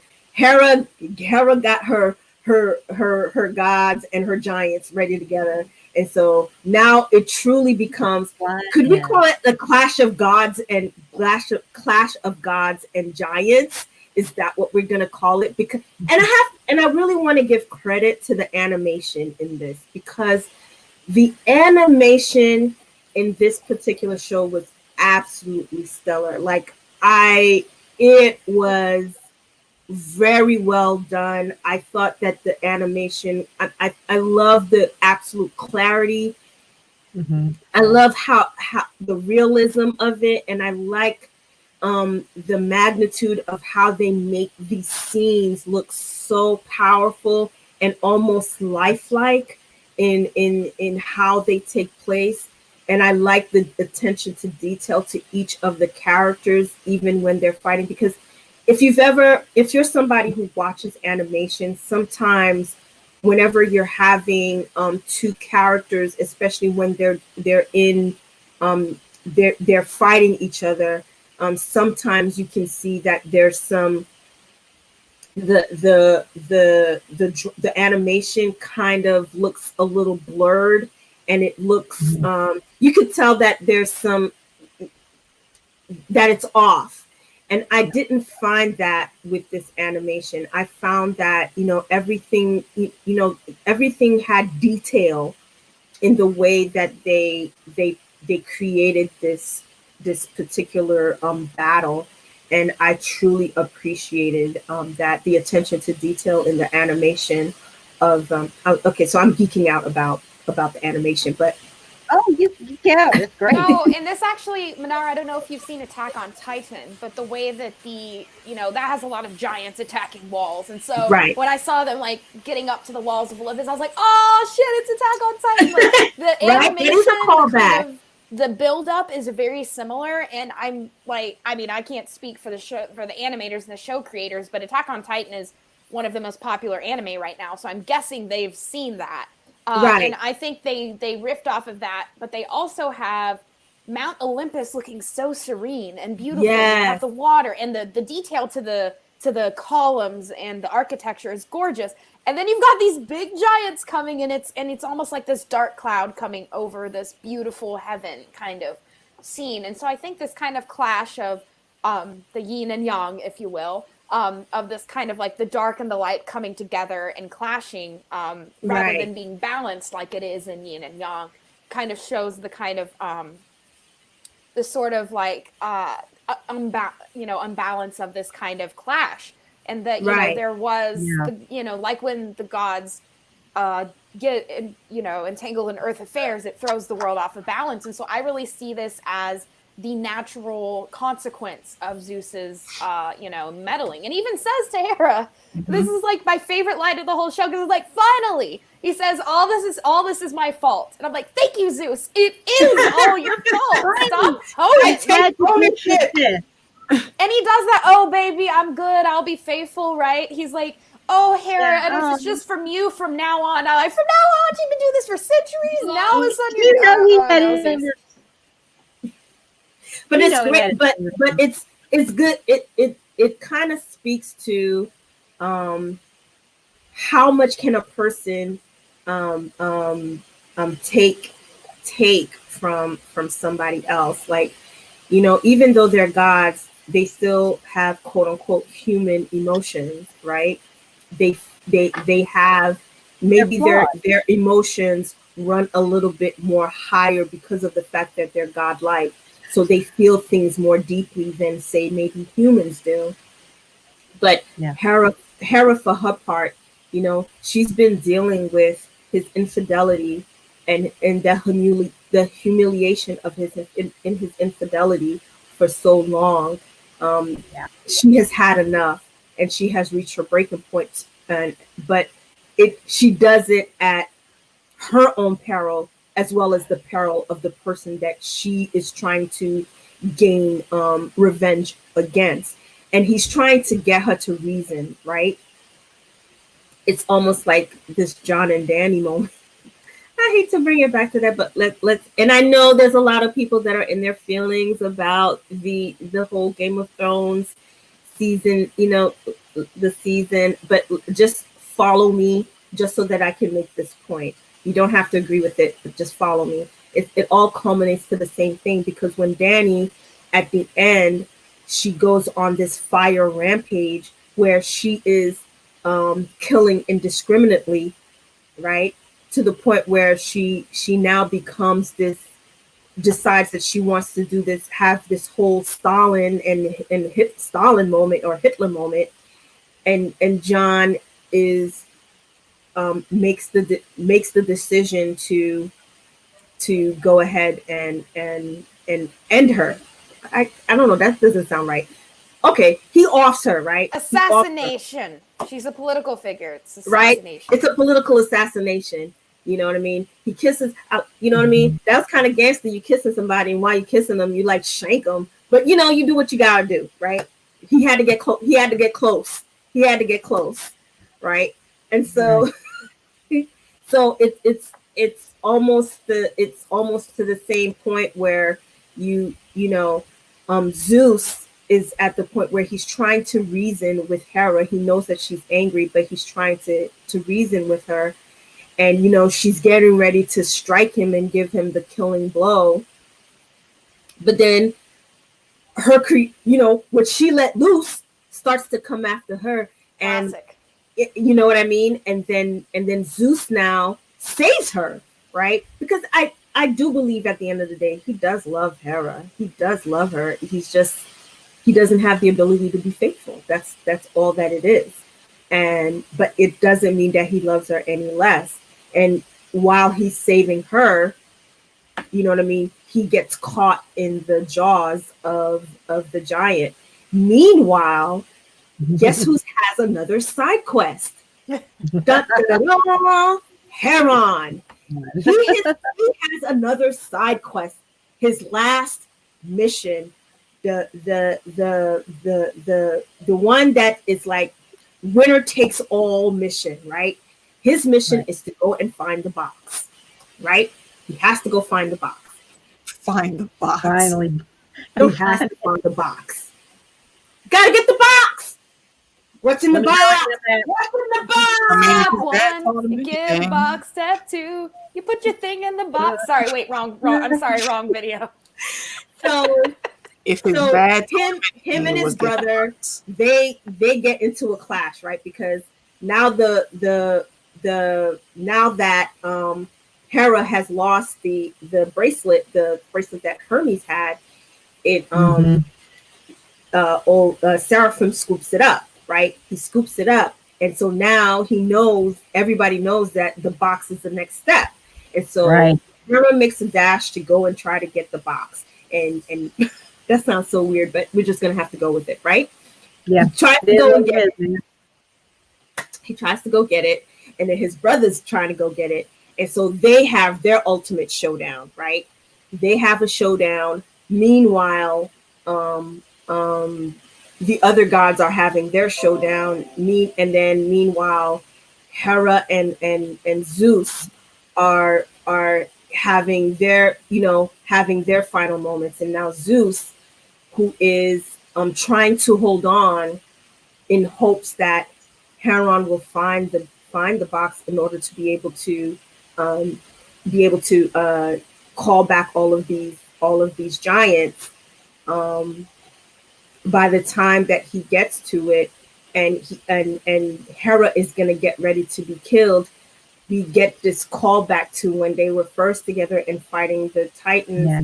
He winks at her and then sacrifices himself in order to save Hera. Meanwhile, Heron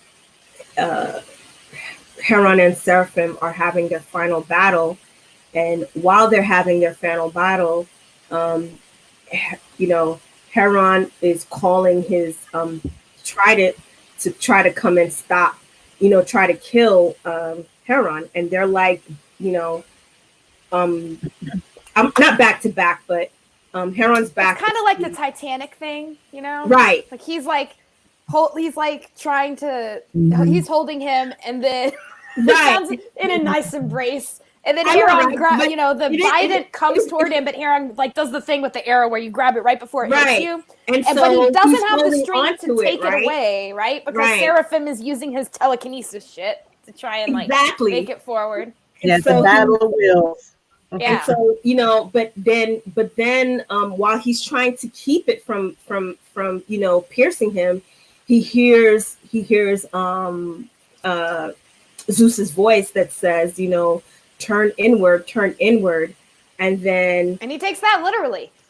he literally lets it stab him, right? And you see the shock in Seraphim's face, like, what are you doing?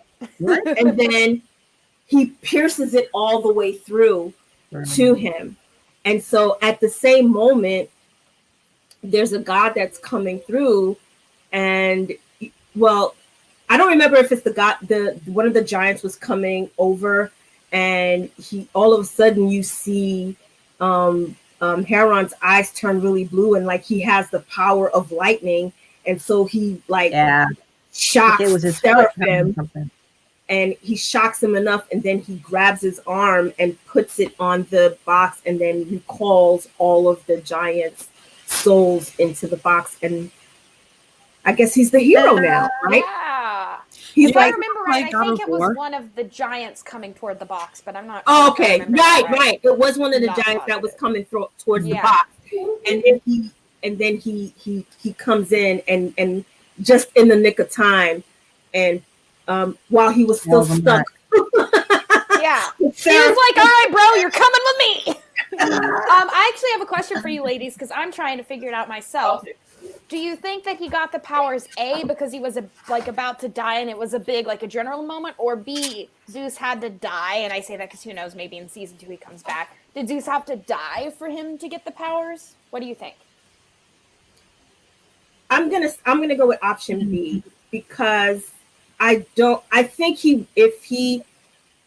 would have still gotten powers, but I don't know if he would have gotten those particular powers, the power of Zeus's powers, but he would have been still a demigod, because he would have survived at any rate.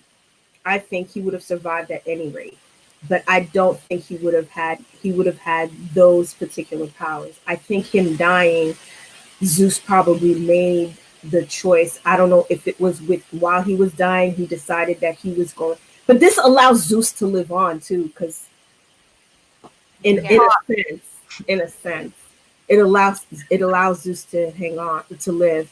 And then Hera escapes, like she escapes, you know, takes flight as one of her ravens with only one hand.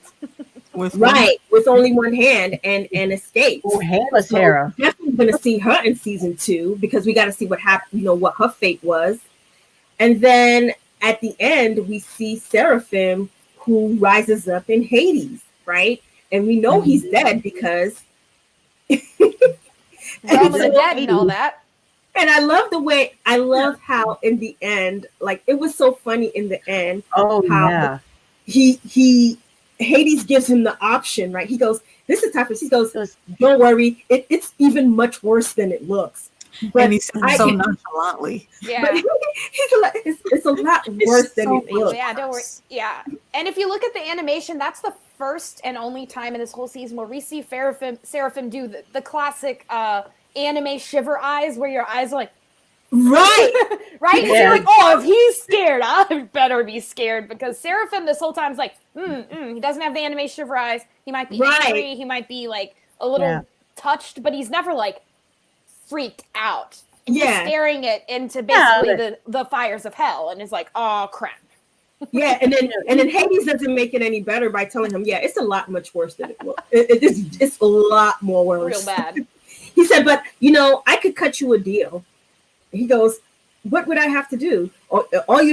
He's like, but I can cut you a deal. All you would have to do is kneel. And he's like, not again. But then again, we may see Seraphim again, because he's not gone.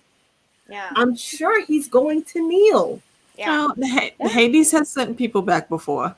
Yeah, I'm sure he is. He's already a demon. I'm sure he's gonna want to get revenge on Heron. Yeah. I am sure. Yeah, and this goes back to him having to kneel to Hera and wanting his independence and his freedom, and yet he just keeps getting passed around to gods, you know? Exactly. But he had a choice, right? Hera did give him a choice. Like, we don't have to do this. We can work together. And he's like, nah, bruh. Right. Nah, I don't want to do that. And then we also have, because now that Zeus is gone, right? We now there's Hades, and then there's Poseidon, and then there's Hera. I'm sure there's going to be some sort of infighting between those factions, and then you now have Heron, who's now in Mount Olympus among the gods, who's there with his brothers, and we don't know where Ares is because I didn't see what happened to Ares or what Ares' fate is. I'm sure he's probably going to go find his mom. And then now now they'll introduce the other gods that we didn't get to see in season 2, which I hope they did say that they got green light. They just been renewed for a second season. So I'm really excited to about what they're going to bring. I'm going to reach out to them and see if they'd like to come on and like kind of talk with us and kind of give us a little bit of insight about how they came up with this concept for or this new spin on the story of the gods and why and how they came up with Heron's story, because I'd be really interested in what their thought process was. So I'm going to reach out to them. I don't know that they'll say yes, but I'll reach out to them and maybe they might be able to come and talk with us. And if you ladies would be down with that, maybe we could do like a stream if they say yes for them to come and talk with us. I'm interested in their kind of how they kind of reconciled Western mythology with Eastern animation. That's really fascinating. Right. As an Asian studies major. Because I find that there's a lot. I think now a lot of the cartoons or animations that we were used to growing up are now going into the more Eastern animation genre, because I find that the Eastern animations they are more. I don't know if cleaner if is the right word, but they are more lifelike and more realistic. And they more pleasing to the eye in comparison to things that we grew up with, like say in the 90s and even in the 2000s. And I think that and Eastern animation has improved a lot over the years. And I've been watching anime since the 90s, back to Dragon Ball. That was like the first anime that I ever watched was Dragon Ball. And so they have improved and come such a long way with respect to the animation and the storylines, right? Because the storylines are something that draw you in. They're not just simple animations that are just there for they really appeal to an adult audience, and I'm glad that they do have those animations that appeal to the adult audience, because there's a lot of us who really do enjoy them, but we don't want to look at the kiddie stuff. We want something that is something that we can enjoy, and I'm really, really glad to see the way that they're going. Me personally, I've always in the back of my mind hoped that they would make a more up-to-date animated version of the Lord of the Rings and the Game of Thrones. And I think if they were to do an animated version of those two stories, I think it would go a long way to really bringing those stories to life, in that they could really take their time to introduce the characters and develop the characters and give us the full story. Because when you're doing live action, there's only but so much you can do, because people can only do but so much, and you can only and sometimes you have to sacrifice characters for CGI. because you can't always marry the two. But with animation, you have a little bit more liberty and more free reign to really bring a story to life. And I hope maybe one day we'll get to see that, a more graphic, if not a graphic novel version, an animated version, Eastern animated version of those. I would really, really. They could do an anime of Dunk a Day, and exactly, you know, like with animation, you can budget-wise, you can really stretch those dollars much further. I would be all for and that. And with Rona, everyone can work at home much easier when it's animated. So Correct. There's a lot of really positives doing animation, and I think that, you know, it doesn't really take much to convince adults who haven't watched anything animated since they were 10. You know, it doesn't take much. It doesn't take much to convince them that it's just another way to tell the story. It's another medium, but it's not better or worse than live action. Right. And I think that stuff like this, and also stuff that's like kind of modern kind of animated satire, like BoJack Horseman, it's getting a lot more adults watching animation again. Yeah. Like I would truly love to see that path. I'm gonna throw it to each and one of you. What are you hoping to see in season 2 now that they've announced that they've been renewed for a new season? What are you guys looking for? Nessie, you first. Well, I'd really like to see some more of the Olympians, and maybe some of like the other minor gods or goddesses, maybe some other titans. Like, who knows, maybe there's a titan or 3 laying around that you know, could get involved at this point. Maybe some monsters, some mythical monsters. You know, I like my mythical monsters. You know, we could see like the Sphinx again, or the Minotaur, or, you know, well, we did get a version of the Minotaur on this one. But like the Hydra would be a good one. So, you know, I'd like to see some more monsters in. I'm sure we're going to get a whole lot more Olympian soap opera going on next season, because there's always somebody stabbing somebody in the back up there. You know, so knives out, y'all. Yep. What about you, Amy? I definitely want to, like I said earlier when we were talking about when they were going through the Valley of Death, I want to know more about Alexis and what's formed her, what kind of, how she's gotten to where she is. And I just want to see more of her in general, doing badass, awesome things. And also hoping to get a little bit more of an emotional side to her as well. That was really the first time we saw her facial expression kind of change to a very vulnerable moment. And I would like to see more of that, because strong women also have vulnerable moments.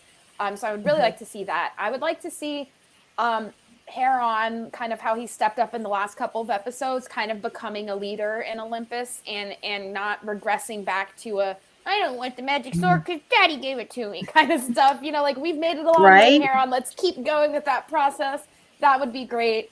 And I obviously want to know where Hera's gone. Is she still, I'm sure she's still petty. What is she doing with her pettiness? Only one hand of petty right now. So I want to know where she's gone and what she's up to.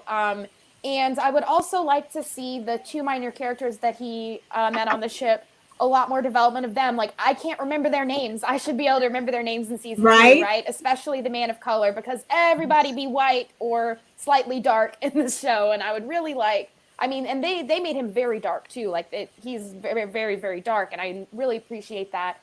And I think that he seems very smart and very tough, and I would love to see more from him. And, you know, in the last episode, we see that even though Heron was, you know, the hero, his friends saved him in the end. He was just kind of falling down. They had to swoop in with the flying horses and everything. So I want to see more of his friends being a lot of the reason that Heron is successful, because I think in the end he needed his friends. And so a lot more character development from them would be really great. What about you, AK? All of that Amy just said, as well as some more of the demigods. Like Nessie said, Artemis and Athena specifically. I would like to see those ladies come in. I suppose we can throw Aphrodite in there. I think there's enough sex in the drama already, but, you know, if we got to throw Aphrodite in there, then, yeah, that's cool too. I definitely am here for Hades and the hint of his pettiness. I think he is going to be hilarious. Mm-hmm. Yes. And I'm here for that. I definitely want to know what Seraphim's gonna do, because he's an ambitious kid. So I think he's gonna kneel, and he's gonna be gritting his teeth and looking for a way to stick it to Hades in the end. And I think that's what's really gonna get him got, and he's gonna end up in a worse place than having to deal with Hades. And that's pretty terrible if you get on the real bad side of Hades. I'm waiting to see who the real big bad is going to be. I'm sure Hera is still going to be prominent in it, but I feel like she's just going to be almost background side quest type thing. Like there's something else big has to happen, because we've already dealt with her for right now, and then she's got to lick her wounds a little bit before she can really come back to the big bad. I think they're probably going to bring her. They have to bring Hephaestus into this because she doesn't have a hand anymore, and her son creates things. He's a forger. He's a smith, and so I'm sure he's going to play a part in her new golden hand. He could also play a part in doing something for his pops too, because gods are never really gone. It wouldn't take that much to bring him back into the scripts.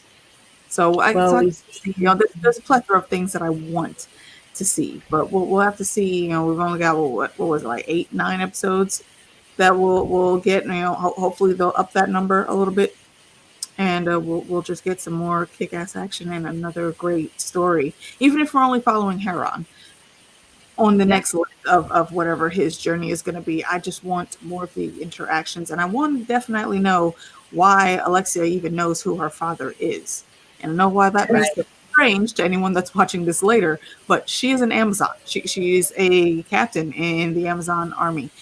She really shouldn't, be knowing who the man is, honestly. But she did also have a bunch of guys in her on her team when we first met her. So maybe there's different rules to Amazons in this universe that Netflix has created, because like they said in the beginning, this is just one of those different stories that had to do with gods and humans back in the day. So we'll see. Hopefully if we could get like the creators of Blood of Zeus to agree to come on with us, we can like pick their brains and ask them those questions to find out how what was the purpose behind that. They probably might say watch season 2 to find out. Yeah, maybe we'll get a whole lot of Amazon action in season 2. Get a little more of that backstory. Fingers crossed.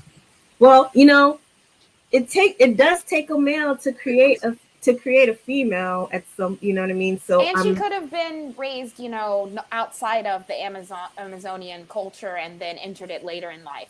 I don't know. Correct. So But we don't. I want to know. Well, that's gonna wrap it up for this one. I'm like this show took me by surprise, because I just watched it on a whim, and I love when I do that. Like I go into a show with absolutely no expectation, and then it totally wows me. And this particular take on the Greek mythology, and I love the fact that they actually showed the interactions between the gods, and you saw some sort of interaction and see how they relate to each other.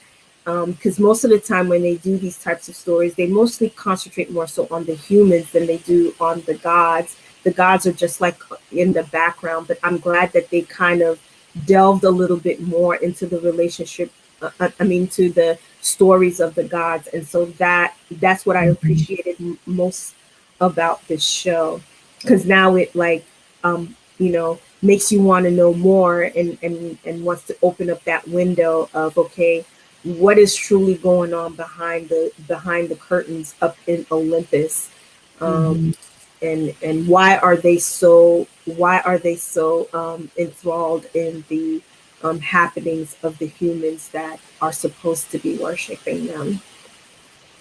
So Nessie, let the people know what you have coming up. Oh, okay. Well, on the 30th of this month, my co-host Amy and I uh, uh, have another episode of Bleep the Patriarchy coming up, and we Bleep it, have y'all. guests. Bleep. Bleep, y'all, bleep. We have guests coming on to talk about transphobia and turfism. That will be the links. You may know them from Twitter. And Ian Thomas Malone, ITM, also, from Twitter, and Estradiol Podcast. So we're going to have a great time talking with them.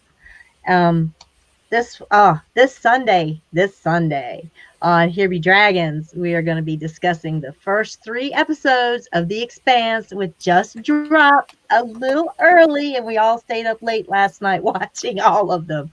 So we're going to be, yes, Christmas came early, so we're going to be discussing them this weekend. And that's it for December. I've got some things lined up for January, but we'll get to that then. Right. Yeah. How about you, Amy? Yeah, I just dropped a video with my friend Rohan talking about Cersei, and it's now my second most watched video. It might just be because she's freaking gorgeous and brilliant, but she also has a lot of great things to say about Cersei, and she's made me really change the way that I view her. So please check that out. And I have two more videos coming out for December. I'm going to talk to the lovely Lo the Lynx. We just finished an essay about Lyson Omar, and we're going to talk about how he may be just a minor character that you don't think isn't important, but we have some ideas. So we're going to talk about Lyson Omar, and I also am going to have a video with John Webster over at John Webster Film, and we're going to talk about how gender stereotypes change the way that we consume media. So something that's both very near and dear to our hearts. And I am always on Saturdays over at John Webster Film. I'm his co-host too. As a PhD student, I have so much free time. So we're always talking movies over there at 7 p.m. Eastern, except for this Saturday. We'll be at 5 p.m. Eastern talking about Return of the King, the last in our 3-week Lord of the Rings extravaganza. So please check out John Webster Film and check out my my channel. I'm also over on the Unspun Yarn quite a bit. And of course, check out Here Be Dragons. I believe I have all of everybody's channels linked below in the description box. I think I filled out the description box. If I didn't, I will. And I will have everyone's channel linked below. Please subscribe. It's free. It doesn't cost you anything. And turn on that notification bell. Yeah. Turn the notification bell on. It's not going to cost you nothing. Go ahead. Do it. Do it. Do it. Do it. AK Monero and the face of pushing people into things. But I understand. You can find me right here. It is. I told y'all I'm usually just around with my friends. So if you sub to them, chances are you're gonna see me eventually. I usually hijack her. I usually have her like come ride with me in my shenanigans, because sometimes I just like again, YouTube is not like a job for me, and I don't have anything that's planned. I just have something that I have in my brain, and I'm like, yeah, you know what? I want to talk about this. And then I make a stream, and I'm like, hey, AK, you want to come and join me? She's like, yeah, cool. And then I'm like, okay, great. That's pretty much how it usually works. Mm-hmm. Unless it's a once in a blue moon time that I happen to say, hey, Monero, I got this thing. We should talk about it. And she's like, all right. Yeah. It's pretty much how it works. Yeah. Yeah. This is pretty much what we do. Hey, Amy, you want to talk about so-and-so? Yeah, sure. I'm not busy. Yeah, I know.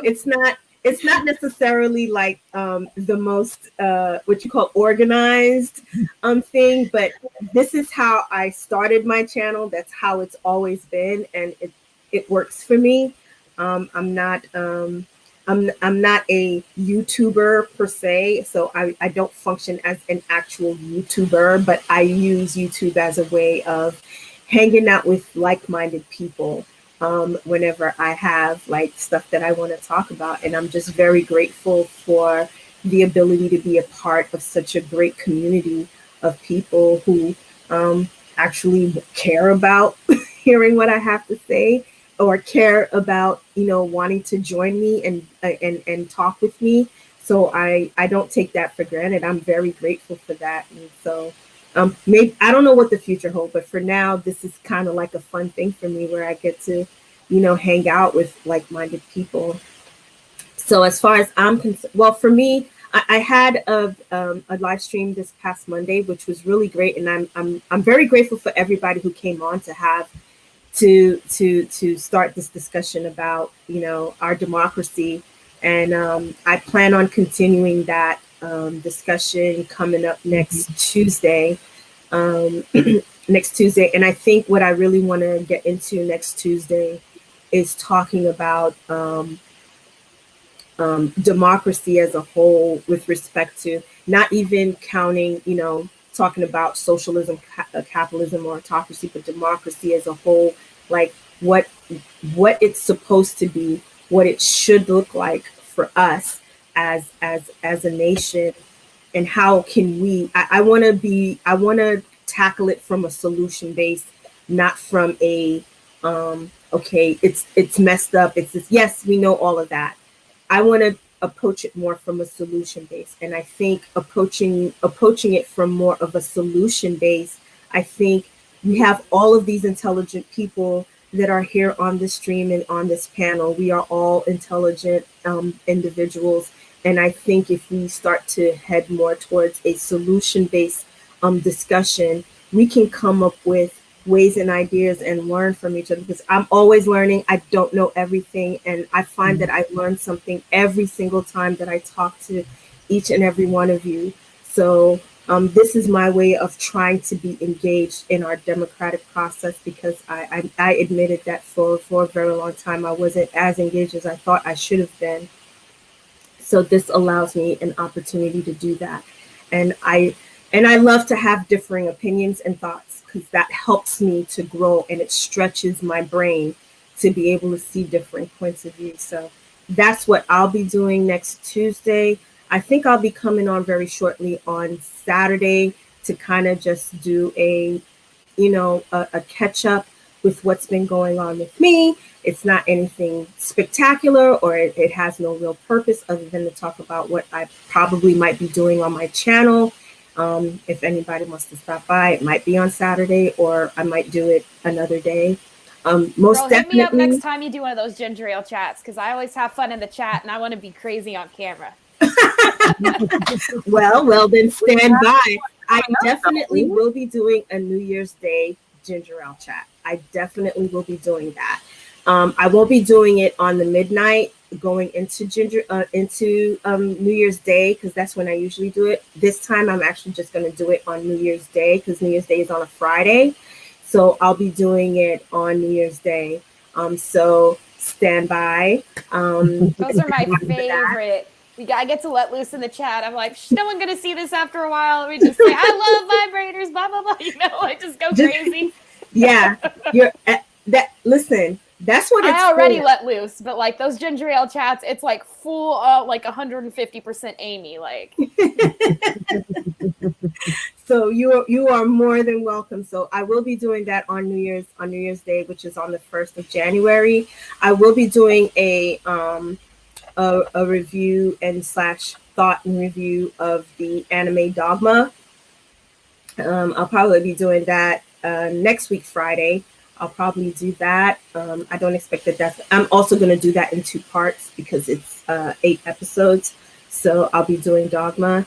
And I will eventually touch on my thoughts on The Expanse, but I have to reach out to my girl, T Baby, because her and I and AK did start off with talking about it. So I'm going to reach out to her. She's been on her grind. So I'm going to reach out to her to see if I can convince her to come in, and we can talk about it. But I'm definitely going to be tuned in to Here Be Dragons this coming Sunday to hear your thoughts about it. Listen. Yes, indeed. The Expanse has won my heart. So So I'm good. definitely going to tune And in. AK was on here, Be Dragons, to talk about Kamina Drummer, so please check that out. Lots of hot and sexy thoughts about her and Bobby as well. Lots of things have been I love confirmed. me some drummer. I love Drummer me can get some it. drummer. Lots I love of me some things have drummer. been confirmed. And that's it for us. Well, that's it for me, and that's it for us. I want to thank everybody who took the time out of their day to come in and spend it with us as we talked about the Blood of Zeus. Please, again, make sure that you check the description box for links to everyone's channels, and make sure you subscribe. Again, it's free. It costs nothing, so just do it. Like Nike, just do it. Like it doesn't cost anything, just do it. Right? And I look forward to seeing everybody on the next one. Bye.